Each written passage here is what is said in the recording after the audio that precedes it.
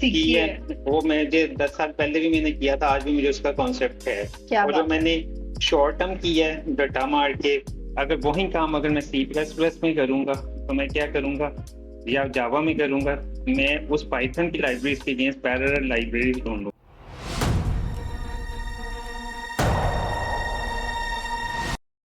अस्सलाम वालेकुम जी, this is me और कोई नहीं, आप सबकी अपनी होस्ट एंकर रीना मुजफ्फर, और मैं मौजूद हूँ अपने स्मैक कास्ट के स्टूडियो में। मेरे आज के मेहमान एज यूजुअल किसी तारुफ के मोहताज नहीं है, ये असिस्टेंट प्रोफेसर हैं, असिस्टेंट प्रोफेसर यूएमटी हैं, और ये डिफरेंट स्टूडेंट्स को डिफरेंट लैंग्वेजेस, प्रोग्रामिंग लैंग्वेजेस से मुतल्लिक बताते हैं, पढ़ाते भी हैं, सिखाते भी हैं। एंटरप्रेन्योरशिप भी एक इनका छुपा हुआ टैलेंट है, जो कि हमें इसी पॉडकास्ट में ये बताएंगे कि और कौन कौन से टैलेंट्स जो है वो इनमें हिडन है। तो बाकी सारी बातें इन्हीं से करते हैं। अस्सलाम वालेकुम सर। सर बहुत शुक्रिया आपकी कीमती वक्त का, आपने हमारे लिए वक्त जो है वो आज साफ तौर पे निकाला है। It's okay, it's fine, it's my pleasure. Sir आप बताएं कि आपने अपनी लाइफ जो है वो कैसे, आपके सफर का आगाज हुआ, आपने करियर में किस तरह से शुरुआत की, किन किन मुश्किलात का आपको इस जो सारा सफर था आज तक का आपका एक्सपीरियंस है उसमें कौन से ऐसे दुश्वार गुजार रास्ते थे जिन पे आपको चलना पड़ा, गुजरना पड़ा। फिर कोई ऐसी याददाश्त भी देखने वालों से शेयर करें जो आपके दिमाग पे नक्श कर गई है वो मुश्किल टाइम जिस क्राइसिस से आप गुजर के यहाँ तक पहुंचे। एक्चुअली मैं जब अपनी बैचलर्स मैंने स्टार्ट किया ना, तो उससे पहले मेरे जहन में एक चीज थी कि किस तरह से मैं अपना, जैसे मैथमेटिक्स के क्वेश्चन में सॉल्व करता था, तो मुझे थोड़ा सा जहन में ये होता था कि किस तरह से प्रैक्टिकली अपनी जिंदगी में यूज कर सकता हूँ। ठीक है। तो उसके लिए मैंने फिर जब पास में अप्लाई किया था 2000 में, तो it's was a very fierce competition. तकरीबन 2,500-3,000 लोग थे और 150 सीट्स थी। And I have done a lot of effort, और Alhamdulillah I was in top 50 and I was admitted there. और सिमिलरली जब वहां पे जाके देखा गया कि competition was quite fierce, people are very serious and there are lot of toppers in the batch, and I will have to put up a lot of effort to maintain my position there. और जब मैं bachelor करके फारिग हुआ, तो फिर HSC के scholarships आए, मैंने अप्लाई किया। I win the scholarship, then great माशाल्लाह। I will have to apply for NUMS. I was not able to vote at that time, but when I get the scholarship, I decided that I will have to move there. And because उससे पहले मैंने बहुत ज़्यादा लोगों को teach भी किया था और बहुत स्किल एनहांस की थी। And when I applied there, I was able to qualify their test and I was able to join there. That was a scholarship from Higher Education Commission. उसके बाद फिर जब मैं मेरा मास्टर्स कंप्लीट हुआ, तो मैंने रिसर्च स्टार्ट की लम्स में, और मैंने 3 रिसर्च पेपर्स भी पब्लिश किए। आफ्टरवर्ड फिर मैंने इंडस्ट्री ज्वाइन की as a principal software engineer, senior software engineer. Difficulties इस सेंस में थी कि मेरे जहन में जब हमेशा से ये रहा था कि I will have to put up all my own effort and I believe in my abilities. That doesn't make sense for me कि मैं success होती है, failure होती है. Lot of times I was failed and lot of times I was able to succeed. तो But उस failure से क्या सीखते थे उसमें। उससे रिकवर करते थे, तो उन मिस्टेक्स को दोबारा जो है रिवाइव करते थे, और रिवाइव करने के बाद कि वहाँ पे क्या प्रॉब्लम्स थी, क्या इश्यूज थे, कौन से ऐसी लर्निंग एबिलिटीज थी जो मैंने कैप्चर नहीं की, उसको फिर जो है वो दोबारा रिटेन करते थे और फर्दर उसके ऊपर बिल्ड ऑन चीज़ें की जाती थी, ताकि जो है नेक्स्ट टाइम अगर हम इस तरह की सिचुएशन फेस करनी पड़े तो I will not be able to fail. तो चीज़ें हमेशा जब भी आप किसी लर्निंग जर्नी में होते हैं, तो life is a long term process. ये ऐसी शॉर्ट टर्म है। गोल्स नहीं है, एक जगह पे सक्सेस मिलती है, स्ट्रेट पाथ नहीं है कि एकदम आप सीधा स्ट्रेट जो है ना वो अपनी सक्सेस को मेंटेन करते हैं। कभी सक्सेस आती है, कभी फेलियर आती है। बिल्कुल ऐसे ही है। मेन थिंग है कि आपने डिटरमिन्ड रहना है, you will have to move and decided, you will have to, you will not be stop in your life. हाँ। क्योंकि जहाँ पे आप स्टॉप कर जाएंगे, इसका मतलब आपकी ग्रोथ रुक गई। सर अभी बताएं देखने वालों को, आप किधर होते हैं, क्या करते हैं आप। जी, मैं इस वक्त यूनिवर्सिटी ऑफ मैनेजमेंट टेक्नोलॉजी में असिस्टेंट प्रोफेसर हूँ सॉफ्टवेयर इंजीनियरिंग डिपार्टमेंट में। ठीक है। और जो कोर्सेज हैं मैं programming languages C plus plus, Java, software design and architecture, web technologies and इसके अलावा computer vision and AI related courses teach करता हूँ। Currently doing my PhD in AI as well, and it is near to complete. Other than that, I am also also related work with the industry as well. I am the IT partner of Resilience Advisory Services. It's a UE-based company, and I am also supervise two products, working on my own products because I have the entrepreneurial experience as well. Okay, good, And mashallah. one is the EduSys, it's an educational related product, and other is the fintech related product that is the audit access. It's audit related methodology we will have to automate for some industry, specifically for resilience, for which I am working as an IT partner. Okay sir, ये बताएं कि आपने अपनी ये जो programming journey है इसका आगाज किस लैंग्वेज से किया और उस लैंग्वेज ही को क्यों आपने सिलेक्ट किया? What was the reason behind? Specific reason तो ये कुछ नहीं बता सकते, लेकिन जिस प्रोजेक्ट में मैं मूव किया था that was the video codec, and that was in C++, and we will have to video codec बिल्कुल ऐसे ही है जैसे आप कम्युनिकेशन करती हैं, जैसे जूम के ऊपर कॉल करती हैं, कोई दूसरा पर्सन आपकी वीडियो देख सकता है, आप उसकी वीडियो देख सकती हैं। तो उस वक्त वो टेक्नोलॉजी जो हम सॉफ्टवेयर पे काम कर रहे थे उसकी क्वालिटी बहुत अच्छी थी, लेकिन वो रियल टाइम नहीं था, पिक्चर बहुत स्लोली मूव होती थी। I have to improve the quality of that product. और स्पेसिफिक रीजन अगर C++ के पॉइंट ऑफ व्यू से देखें तो इस प्रोडक्ट के लिए कि C++ is a fast language. वहाँ पे इस तरह की चीज़ें जहाँ पे हमने कम्युनिकेशन परफॉर्म करनी है, बहुत एक्सटेंसिव टास्क परफॉर्म करनी है, उसको एफिशिएंटली वहाँ पे C++ यूज होती है। दैट इज अ रीजन कि वो कोड ही जो है उस प्रोडक्ट का जो है वो C++ में लिखा गया था। And still I have the expertise also in that language because we study a lot in our courses when we do our bachelor or masters in C++. ठीक हो गया सर। ये जो C++ और जावा है ये दोनों ही बड़ी पावरफुल लैंग्वेजेस इनको कहा जाता है। आपके एक्सपीरियंस में किस तरह का प्रोजेक्ट किस लैंग्वेज के लिए बहुत ज्यादा जो है वो बेहतर है? लेकिन जहाँ पे आपको एफिशिएंसी की रिक्वायरमेंट आती है ना प्रोडक्ट वगैरह बनाते वक्त, तो वहाँ पे मोस्टली को जो कोड जो है वो C++ के ऊपर मूव करता है जी। और जहाँ पे आपको पोर्टेबिलिटी से रिलेटेड रिक्वायरमेंट्स आती है, जस्ट लाइक अगर आप डिफरेंट ऑपरेटिंग सिस्टम पे काम कर रहे हैं, लिनक्स है, इसके अलावा विंडोज है, मैक है, और आप चाहते हैं कि आप किसी एक मशीन पे काम कर रहे हैं और मशीन इंडिपेंडेंट हो जाए, उसी प्रोजेक्ट को आप मैक पे चलाएं तो वो भी उसी तरह से चले। वहाँ पे जो है जावा जो है वो ज़्यादा पावरफुल फॉर्म में काम करती है, क्योंकि जावा बिल्ड ही C++ के ऊपर हुई थी। जो डर्टी फीचर जो C++ में रह गए थे उसको क्लीन फॉर्म में इम्प्लीमेंट किया गया था। बट एक इम्पॉर्टेंट पॉइंट जो जावा के लिए है कि जब हम किसी सॉफ्टवेयर पे काम कर रहे होते हैं तो सॉफ्टवेयर डेफिनेटली ग्रो करता है। SaaS प्रोडक्ट्स बहुत ज़्यादा ग्रो करती हैं। जस्ट लाइक आप फॉर एग्जांपल आप देख लें फेसबुक है, फेसबुक की प्रोडक्ट्स तो यहाँ पे बिलियंस ऑफ पीपल यूज कर रहे हैं, लेकिन स्टिल एक बिग टीम उसके ऊपर वर्क कर रही है, उसके डिफरेंट फीचर्स ऐड कर रही है, उसको एनहांस कर रही है, अपडेट करती रहती है। जी। तो उसका कोड बेस तो बढ़ रही है।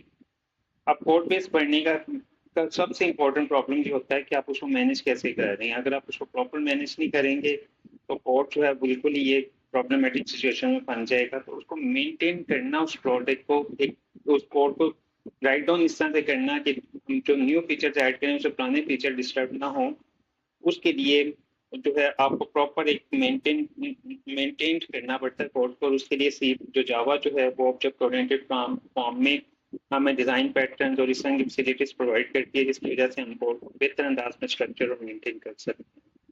सही हो गया सर। आजकल ये जो आर्टिफिशियल इंटेलिजेंस और मशीन लर्निंग है ये इसमें पाइथन का काफी पॉपुलर, इसको पाइथन लैंग्वेज को जो है वो समझा जाता है। तो आपके ख्याल में ये जो C++ और जावा है इसकी भी कोई इसका रोल है एआई में या नहीं? देखें, एक्चुअली पाइथन जो थी ये आज से 10 साल पहले जब हम यूज करते थे ना, तो ये जैसे फास्ट प्रोटोटाइपिंग के लिए यूज होती थी। कि जस्ट लाइक हम जो है ना एक आइडिया को जल्दी इम्प्लीमेंट करके शो कर सकें, नहीं जब उसको प्रैक्टिकली डिप्लॉय किया जाता था ना तो उसको उसका कोड जो है वो C++ में ही इम्प्लीमेंट होता था। जैसे कंप्यूटर विजन से रिलेटेड या AI से रिलेटेड जो टेक्नोलॉजी है वो quite extensive power computing power मांगती है। But with the passage of time advent है तो पाइथन मैच्योर हुई तो वो प्रोटोटाइपिंग से निकल के फुल फ्लैज उसने प्लेटफॉर्म दे दिया। ठीक है। और सेकंड ये था कि एट द सेम टाइम आप देखें कि हार्डवेयर भी इम्प्रूव कर दिया। पहले जो हार्डवेयर की लिमिटेशन थी उस हार्डवेयर की लिमिटेशन को में हम efficient language of C++ use करना चाहते थे। इवन जो पाइथन की भी जो इंटरनल लाइब्रेरीज हैं वो C++ पे ही राइट होते हैं। जी। हाँ, इस वक्त पॉपुलैरिटी पाइथन की क्यों है उसकी रीजंस हैं। उसमें ये है कि पाइथन सबसे ज़्यादा आपको डेटा साइंस से रिलेटेड लाइब्रेरीज प्रोवाइड करती है। नेचुरल लैंग्वेज प्रोसेसिंग की आपने आजकल नाम सुना होगा कि लार्ज लैंग्वेज मॉडल्स, इसके अलावा कंप्यूटर विजन से रिलेटेड। तो एक तो वो हम उसमें सारी एक्सपेरिमेंटेशन कर सकते हैं, हमें उस लैंग्वेज में वो एम्बेडेड लाइब्रेरीज मिल जाती हैं। दूसरा ये कि पाइथन ने हमें वेब एप्लीकेशन और मोबाइल एप्लीकेशन प्लेटफॉर्म भी दे दिया है। ना सिर्फ हम प्रोटोटाइपिंग कर सकते हैं, हम उसमें प्रोडक्ट भी बना सकते हैं। जबकि अगर वही काम अगर मैं C++ में करूँगा तो मैं क्या करूँगा, या जावा में करूँगा, मैं उस पाइथन की लाइब्रेरीज के अगेंस्ट पैरेलल लाइब्रेरीज ढूंढूंगा। अगर वो मुझे मिल जाती हैं तो मैं उनको इम्बेड करूँगा तो मेरी एक डबल एफर्ट हो जाएगी। मैं प्रोटोटाइपिंग बना रहा हूँ, दूसरा मैं लाइब्रेरीज को ढूंढ रहा हूँ। अगर मुझे नहीं मिलती तो मुझे उसे क्रैश से राइट डाउन करनी पड़ेगी, वहाँ पे और ज़्यादा कॉस्ट बढ़ जाएगी। तो that is the reason. Just like मैंने अभी आपको एजुकेशनल प्रोडक्ट का बताया, वहाँ पे हमें AI के कुछ फीचर्स की रिक्वायरमेंट्स हैं, हमने उस प्रोडक्ट को इम्प्लीमेंट किया है नोड और ट्रैक्ट में। अब पाइथन से रिलेटेड जो था AI का काम जब हम पाइथन में कर रहे हैं तो पाइथन में करने के बाद हम उसके फ्रेमवर्क के थ्रू अपने नोड से ना उसकी API कॉल करके पाइथन से रिजल्ट्स गेट कर रहे हैं। हम टोटली वो सारी चीज नोड में नहीं राइट कर रहे। तो हम डिफरेंट लैंग्वेजेस इस तरह से एक दूसरे को मेंटेन करती हैं। आई मीन टू से कि जैसे AI से रिलेटेड जो काम है वो पाइथन परफॉर्म करेगी, जो वेब एप्लीकेशन से रिलेटेड काम है वो हमारी नोड और डायरेक्ट की एप्लीकेशन परफॉर्म करेगी। इस तरह से मर्जिंग टेक्नोलॉजीज आपस में मर्ज होती हैं और हम डिफरेंट टेक्नोलॉजीज को यूज करके वो प्लेटफॉर्म जो है बिल्ड कर सकते हैं। सही हो गया सर। आप हमारे इस मैक के प्लेटफॉर्म को जो है वो यूथ के लिए किस तरह से देखते हैं? Smack is a good platform because in the short term to earn things money, because as a student level people have to Not only the student level but also even in professional the level पे भी आपको पता है कि requirements होती हैं। और smack जो है आपको फ्रीलांसिंग फैसिलिटीज भी प्रोवाइड कर रहा है, आपको लर्निंग स्किल्स भी प्रोवाइड कर रहा है। New सबसे year, no इम्पोर्टेंट doubt. चीज़ है कि जब आप किसी लिमिटेशंस आती हैं कि हमने जब कोई काम करना है तो हमारे पास वो स्किल्स नहीं होती हैं, यूं ही है। और वो स्किल्स ना होने की वजह से हम कभी किसी फ्रीलांसिंग प्लेटफॉर्म पे कोई प्रोजेक्ट देते हैं तो we will not be able to start that, या उसके ऊपर वर्क नहीं कर सकते। तो स्मैक में इस तरह की लिमिटेशन नहीं है, वो आपको लर्निंग और उसके अलावा अर्निंग प्लेटफॉर्म दोनों प्रोवाइड करना है। तो एट द सेम टाइम अगर people are motivated and want to do something, smack is a good option for. ऐसे ही है, यहाँ ये सब है buy one get one free. Yes, ऐसे ही। सर ये बताएं कि आज के जमाने में इंसान को एक लैंग्वेज तक ही जो है वो महदूद रहना चाहिए या मल्टीपल लैंग्वेजेस अगर आप सीखते हैं उसकी अप्रोच को आपने बेहतर पाया है? देखिए जो कंप्यूटर साइंस के कोर फंडामेंटल्स हैं that are considered to be important, just like data structures हो गए, एल्गोरिथम्स हो गए। इवन जो अच्छी ऑर्गेनाइजेशन हैं, जो टॉप टियर ऑर्गेनाइजेशन हैं कंप्यूटर साइंस में, वो जब अपने इंटरव्यूज कॉन्टेक्ट करती हैं they just focus on the fundamentals, वो किसी स्पेसिफिक लैंग्वेज पर फोकस नहीं करती। रिक्वायरमेंट्स ये है कि अगर आपको फंडामेंटल्स आते हैं तो आप किसी भी लैंग्वेज को बहुत तेजी से लर्न कर सकते हैं। और वैसे भी जब आप कोई नए प्रोजेक्ट पे काम कर रहे होते हैं तो उसके लिए लर्निंग कर्व होता है। हाँ, वो इतना लंबा लर्निंग कर्व नहीं होता कि आप 3 महीने लगा दें, कोई 3-4 दिन 1 हफ्ते का लर्निंग कर्व होता है। अगर आपके फंडामेंटल स्ट्रॉन्ग है तो विद इन अ वीक इस फॉर्म में आ जाती हैं कि आप बेसिक लेवल के ऊपर परफॉर्म करना शुरू करती हैं। और जब उसके ऊपर 2 हफ्ते आप जब इन होते हैं तो ऑटोमेटिकली आपकी एक्सपर्टीज जो है वो बिल्ड होना शुरू हो जाती है। ठीक हो गया। तो किसी एक लैंग्वेज पे फिक्स होना दैट डजंट मैटर कि आप, और ये रिक्वायरमेंट भी नहीं है। आप किसी एक लैंग्वेज पे आपकी स्किल हैंड्स ऑन इतनी अच्छी होनी चाहिए कि कम से कम उसके ऊपर इम्प्लीमेंटेशन करते वक्त आपको प्रॉब्लम नहीं आनी चाहिए। But when you work in this field, जब आपने डिफरेंट प्रोजेक्ट्स पे करना है, हर कई दफ़ा ऐसा होता है कि ऑर्गेनाइजेशंस में जिनमें हम काम कर रहे होते हैं उनमें प्रोजेक्ट्स की रिक्वायरमेंट्स होती हैं, कई दफ़ा उनके पास ऐसी लैंग्वेज के प्रोजेक्ट्स होते हैं जिसमें हमने काम ही नहीं किया होता, तो you will have to work on it. ऐसा नहीं, और ये आप अपने कैरियर के लिए कर रहे होते हैं। ऐसा क्यों कैरियर के लिए करते हैं?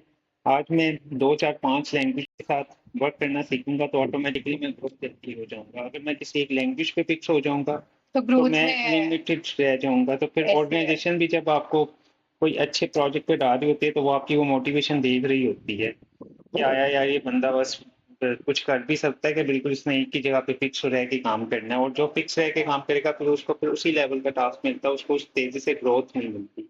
बिल्कुल तो ऐसे है। It will all on you कि आपने डिसाइड करना है, either you will have to remain static or you will have to grow, and everybody wants to grow in his life।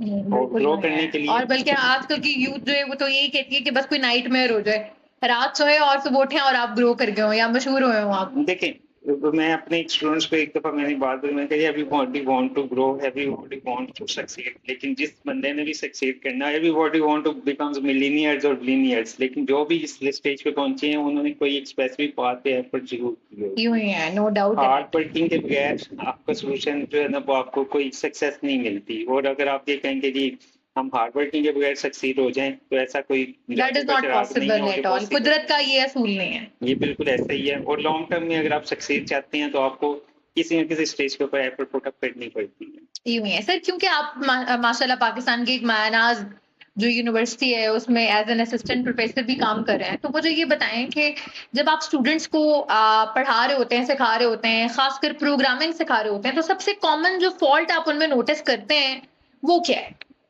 लेकिन जो सबसे इम्पोर्टेंट चीज़ है प्रोग्रामिंग वगैरह में, आपकी persistence is one of the important requirements. कोई ठीक है चीज़ शॉर्ट टर्म नहीं है, जी। आपको उसके ऊपर एक कंसिस्टेंट एफर्ट पुट अप करनी पड़ती है।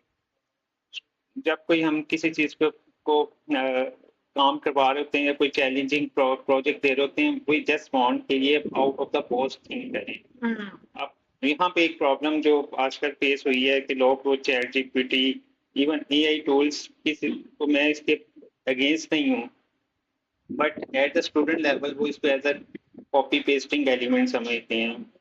उसे आपने स्टेटमेंट दी, उसने रिजल्ट दिया, आपने रिजल्ट पुट करके सबमिट करवा दी, कुछ ना उससे जमा करवाया, और वो जो काम जो मैं समझता हूँ कि एक स्टूडेंट 6 से 8 घंटे में करेगा वो आधे घंटे में करके जमा करवाने के चक्करों में होते हैं।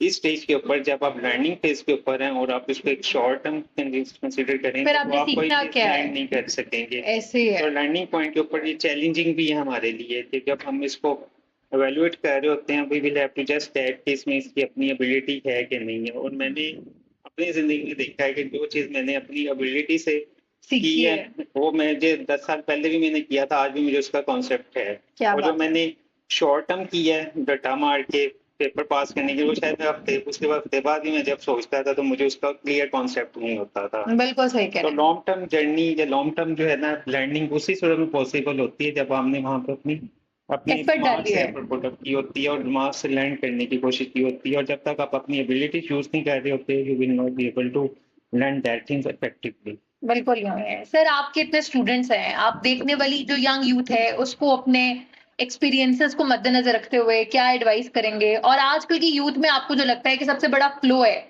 जैसे परसिस्टेंसी तो आपने एक अच्छा उनको पॉइंट दे दिया ना, तो इस तरह आपको जो फ्लोज लगते हैं आप उनको क्या गाइडलाइन ऐसी देंगे हमारे प्लेटफॉर्म के तवसत से कि वो अपनी लाइफ में उसको शामिल करें तो उनकी जिंदगी एक बेहतर लाइफ जो है वो बन सकती है? देखिए इसमें ना अगर मैं अपने लिहाज में पॉइंट ऑफ व्यू से एडवाइस बताऊँ ना तो there is no shortcut of the success. आपको उसके लिए एक कंसिस्टेंट और परसिस्टेंट एफर्ट करनी पड़ती है। जी।